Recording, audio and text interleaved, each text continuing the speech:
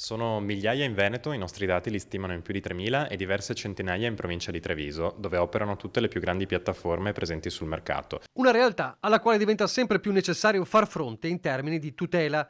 3.000 in Veneto, 400 nella Marca, l'esercito silenzioso dei rider, o meglio, non sempre silenzioso. Non mi sento sfruttato perché non conta la quantità di denaro nel mio modo di essere, quanto piuttosto la qualità del tempo in cui vivo, tuona su Facebook Filippo Bazzerla, il rider protagonista a suo malgrado del post che in questi giorni ha fatto discutere. Lo sdegno dell'ex consigliere regionale veronese della Lega e poi di Fratelli d'Italia Andrea Bassi sui 50 km percorsi al freddo dal lavoratore per consegnare un hamburger. Sdegno che Bazzerla rispedisce al mittente. In soldoni scrive: se vado in ufficio devo stare in silenzio 8 ore per fare 2 ore di pausa pranzo, insomma queste cose alienanti e per me almeno tristi io le rifiuto. Se ho accettato quella consegna è perché amo il mio lavoro. Bassi controreplica: tanto di cappello a chi invece di starsene comodo a casa aspettando un qualche sussidio ha scelto di farsi un mazzo simile.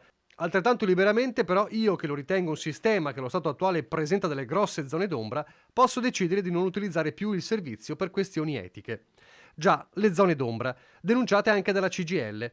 Il botta e risposta veronese, spiega il sindacato, non cancella una situazione di criticità all'ordine del giorno. Da anni chiediamo che ai lavoratori venga riconosciuta l'applicazione di un contratto collettivo nazionale e che soprattutto vengano riconosciuti come lavoratori subordinati per sottrarli al pagamento a cottimo delle piattaforme. Questa ci sembra una norma di civiltà che darebbe pieno diritto a tutte e a tutti i riconoscimenti e i diritti in tema di pensioni, di infortunio, di malattia. Nella Marca è ancora vivo il ricordo del 48enne Roman Zapata, travolto e ucciso da un'auto sul terraglio a Preganziol lo scorso settembre, perché i rider non sono soltanto giovani in cerca di prima occupazione. Penso per esempio a un lavoratore che si è recato recentemente presso le nostre sedi e che è stato licenziato da un'azienda del settore dell'industria in provincia di Treviso e che ha cominciato a intraprendere questa professione e questo lavoro proprio da poche settimane a cavallo della sua bicicletta. Condizioni, ripete il sindacato, che vanno ridiscusse e rielaborate a livello nazionale